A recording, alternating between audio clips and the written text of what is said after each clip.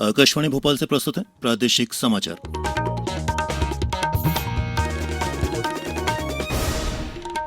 नमस्कार, समाचारों के साथ मैं प्रशांत सेंगर। पहले मुख्य समाचार। प्रधानमंत्री ने मन की बात कार्यक्रम में कहा, भारत मैत्री की भावना का सम्मान करता है पर अपने शत्रुओं को उचित जवाब देने में भी सक्षम है। प्रदेश में जल्दी ही हो सकता है मंत्रिमंडल का विस्तार। प्रदेश में कोरोना संक्रमितों की संख्या 13,000 से अधिक हुई। अब तक 76% से ज्यादा हुए स्वस्थ। और हमारी विशेष श्रृंखला अच्छी खबर के 51वें अंक में सुनिए, दमोह जिले में एक परिवार द्वारा एक अनजान बुजुर्ग महिला को 4 दशकों से अधिक समय तक अपने घर में आश्रय देने और फिर उन्हें उनके परिवार से मिलाने के अभिनव प्रयासों पर खास रिपोर्ट। और अब समाचार विस्तार से। प्रधानमंत्री नरेंद्र मोदी ने कहा है कि जब देश की संप्रभुता और भौगोलिक एकता की रक्षा का सवाल आता है तो भारत की प्रतिबद्धता और ताकत पूरी दुनिया को नजर आती है। आज आकाशवाणी से मन की बात कार्यक्रम में अपने विचार साझा करते हुए उन्होंने कहा कि भारत मैत्री की भावना का सम्मान करता है और अपने शत्रुओं को भी उचित जवाब देने में सक्षम है। दुनिया ने अपनी संप्रभुता और सीमाओं की रक्षा करने के लिए भारत की ताकत और भारत के कमिटमेंट को भी देखा है। लद्दाख में भारत की भूमि पर आंख उठाकर देखने वालों को करारा जवाब मिला है। भारत मित्रता निभाना जानता है तो आंख में आंख डालकर देखना और उचित जवाब देना भी जानता है। प्रधानमंत्री ने लोगों का आह्वान किया कि आत्मनिर्भर भारत की दिशा में हम सभी का संकल्प, समर्पण और सहयोग जरूरी है। श्री मोदी ने कहा कि जब लोग स्थानीय चीजें खरीदने के साथ ही स्थानीय उत्पादों के लिए भी जोर देंगे तो देश को मजबूत करने में उनकी अहम भूमिका रहेगी। साथ ही ये अपने आप में एक तरह से देश की सेवा भी होगी। आत्मनिर्भर भारत की दिशा में एक नागरिक के तौर पर हम सबका संकल्प, समर्पण और सहयोग बहुत जरूरी है। आप लोकल खरीदेंगे, लोकल के लिए वोकल होंगे तो समझिए आप देश को मजबूत करने में अपनी भूमिका निभा रहे हैं। प्रधानमंत्री ने यह भी कहा कि कोरोना महामारी के दौरान लोगों को खुद अपने आप को विभिन्न बीमारियों से बचाना होगा। इसके लिए आयुर्वेदिक दवाओं और जड़ी बूटियों से निर्मित औषधि के साथ साथ गर्म पानी के सेवन से भी स्वस्थ रहा जा सकता है। साथ ही प्रधानमंत्री ने कहा कि लॉकडाउन से ज्यादा अनलॉक में लोगों को ज्यादा सावधानी बरतने की जरूरत है। लॉकडाउन से ज्यादा सतर्कता हमें अनलॉक के दौरान बरतनी। आपकी सतर्कता ही आपको कोरोना से बचाएगी। अगर आप मास्क नहीं पहनते हैं, 2 गज की दूरी का पालन नहीं करते हैं या फिर दूसरी जरूरी सावधानियां नहीं बरतते हैं तो आप अपने साथ साथ दूसरों को भी जोखिम में डाल रहे हैं। प्रदेश में शीघ्र ही मंत्रिमंडल विस्तार होने की खबरों के बीच आज मुख्यमंत्री शिवराज सिंह चौहान और प्रदेश भाजपा अध्यक्ष विष्णुदत्त शर्मा दिल्ली रवाना हो गए, जहां वे केंद्रीय नेतृत्व से मुलाकात करेंगे। माना जा रहा है कि श्री चौहान के दिल्ली से लौटने के बाद राज्य में 3 माह से अधिक पुरानी शिवराज सिंह चौहान सरकार का मंत्रिमंडल विस्तार हो जाएगा।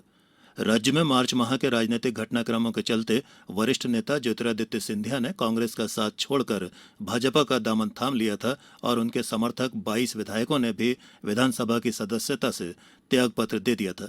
इन विषम स्थितियों में तत्कालीन मुख्यमंत्री कमलनाथ ने 20 मार्च को अपने पद से त्यागपत्र दे दिया था और 23 मार्च को श्री चौहान ने मुख्यमंत्री पद की शपथ ग्रहण की थी।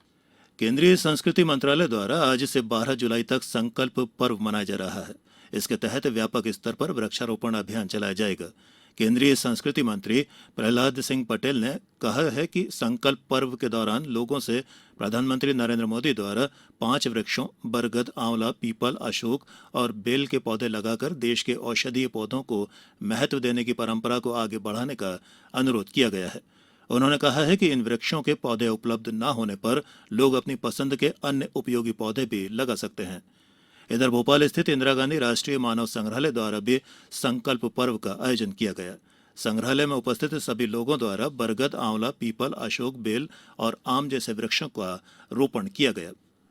कोविड-19 महामारी के कारण प्रभावित पथ व्यवसायियों को पुनः रोजगार से जोड़ने और उनकी पूरी जानकारी एकत्रित करने के उद्देश्य से प्रदेश में शहरी असंगठित कामगार एकीकृत पोर्टल तैयार किया गया है।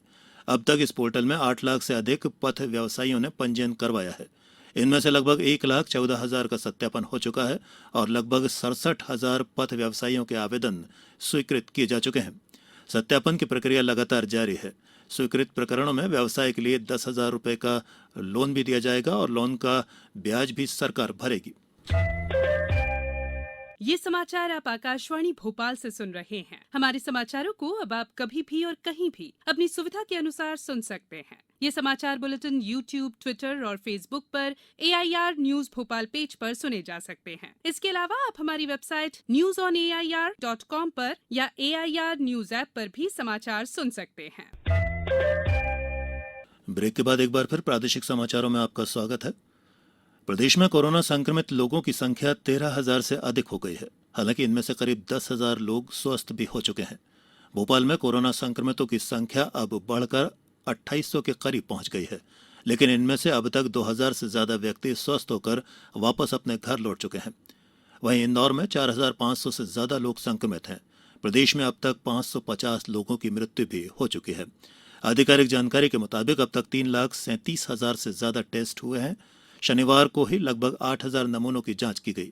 उधर खंडवा जिले में आज 6 नए कोरोना मरीज मिलने से संक्रमितों की संख्या बढ़कर 308 हो गई। नीमच जिले में भी आज 4 कोरोना मरीज मिले हैं। सीहोर में आज 2 नए कोरोना पॉजिटिव मिलने के बाद जिला स्वास्थ्य विभाग की टीम सक्रिय हो गई है। इनको मिलाकर जिले में एक्टिव मरीजों की संख्या 2 से बढ़कर 4 हो गई है। हमारी विशेष श्रृंखला अच्छी खबर के 51वें अंक में आज सुनिए, दमोह जिले के कोटातला गांव में एक परिवार द्वारा एक अनजान बुजुर्ग महिला को 4 दशकों से अधिक समय तक अपने घर में आश्रय देने और फिर उन्हें उनके परिवार से मिलाने के अभिनव प्रयासों पर खास रिपोर्ट।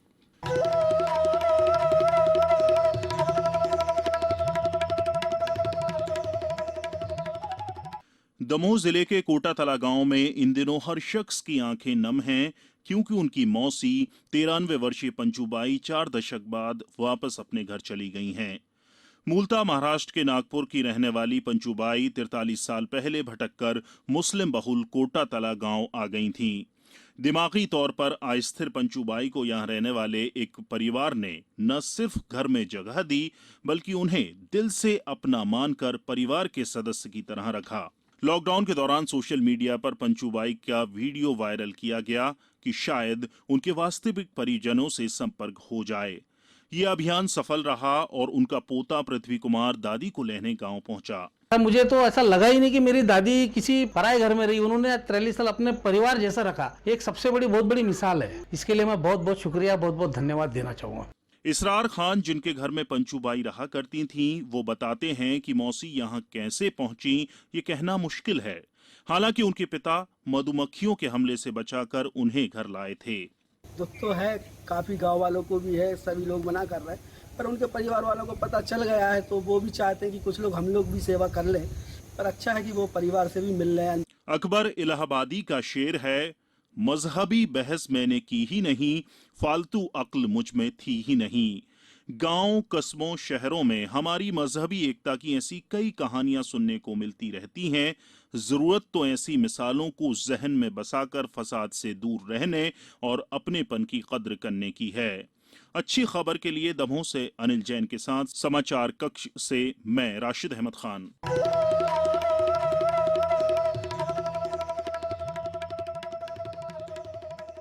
हमारी विशेष श्रृंखला अच्छी खबर के तहत आपने सुनी ये खास रिपोर्ट।